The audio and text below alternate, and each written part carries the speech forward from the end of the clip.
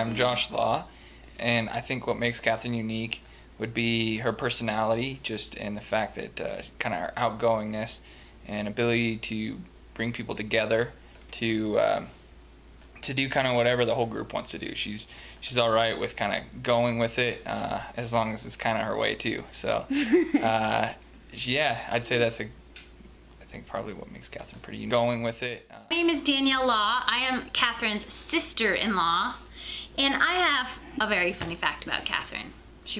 Okay, here it goes. So Catherine is notoriously known for being a terrible singer, or so we all think. She's very good at her good voice, that's what she calls it. But Pretty voice, that's what it is, yes. But actually, when Catherine is actually driving in the car, she is not a bad singer. She actually can sing pretty good. She just doesn't really know it. And then in front of other people, she makes it sound really bad. So it's kind of funny. So when you listen to Catherine in the car, she actually can harmonize with all the songs. So just a funny little fact. Goodbye. I'm Mark Law, Catherine's dad, and I'm supposed to tell a funny story about Catherine. And this is actually a story that I didn't view personally, but I heard from someone else that I just thought was pretty funny. We've had golden retrievers for quite a few years, and we sold registered golden retrievers. And one day, one of our dogs that was in heat got pregnant from some other dog, and it ended up with all these black puppies. And so, needless to say, we were kind of disappointed that we didn't have registered golden retriever puppies. And so Catherine was telling our friend in at Sunday school about Madison, our dog, having puppies that weren't registered golden retrievers. And so the teacher jokingly referred to Madison as being a harlot. Catherine got a real serious look on her face and said, Madison's a golden retriever.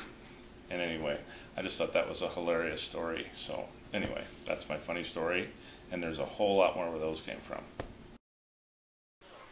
Hi, I'm Johnny Law. I am Catherine's little brother, and two things that Catherine does that a lot of people don't know about her is she can spit like a man, probably the farthest I've ever seen somebody spit, and she can growl like metal bandcore better than a lot of people. What's one of your favorite memories with Catherine? When you were born. I don't know if that counts. Why doesn't it count? Because I was crying and purple. Actually, no, you weren't crying. Yeah, she was crying, and then she finally quit when she was about 18.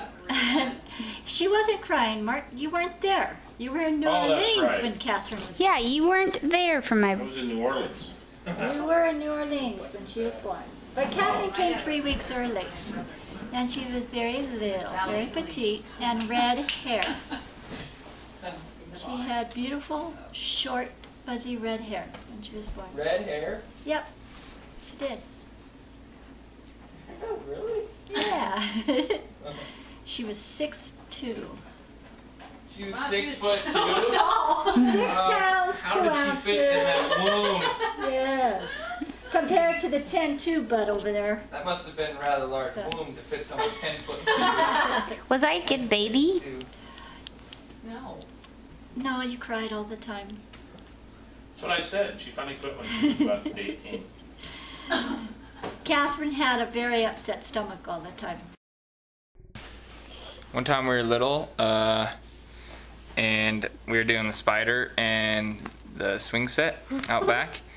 And for those of you that don't know what a spider is, it's basically when two people are swinging at the same time, face in the same direction, or in like kind of opposite directions, but through each other, looking at each other.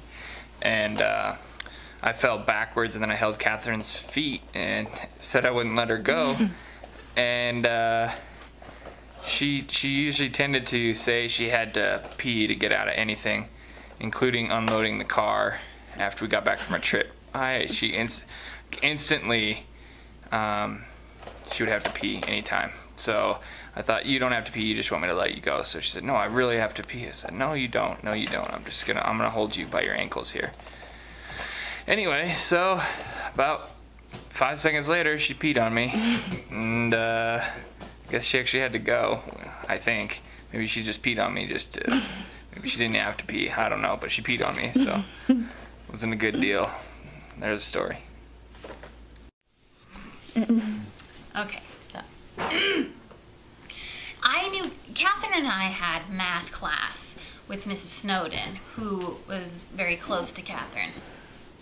Anyway, Catherine and I didn't really get along. I didn't really know this at the time, but Catherine thought I was super annoying and I was loud, and I thought she was really great, but I thought she was scary. But then, this is actually funny, when I started to date Josh, I was actually like, oh crap, Catherine doesn't really like me, this might be bad. So the first time I actually met Catherine when I was dating Josh, we were in Buffalo. Dayton. Yeah, we were in Dayton at the park, and Catherine was gonna come because our friend Josh was running the 100-miler, and then she came, and I was like this. I didn't even talk to her, but anyways, long story short, Catherine and I do get along now, and we're best friends.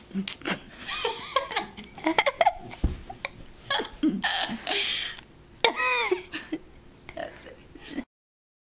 Something that Catherine's taught me was just how to stand up for myself and don't let people get me down on things that I do. Like there was this one day when her and I were driving around in Sheridan, and she was getting ready to go off to college, and she started off by telling me that if she came back and found out I was smoking or drinking or anything, she'd kick my butt. And then we started talking about just standing up for myself and being who I am around everybody, and not letting things get to me about what people say and everything. So Catherine has several gifts. Gift of gab. But the serious gift that she has is the gift of compassion. She sees where someone is in need, and she reaches out to them with a wonderful heart. Are you gonna cry? No. Don't make her, God. Yes. So, Aw, love you, Mom. love you, Catherine.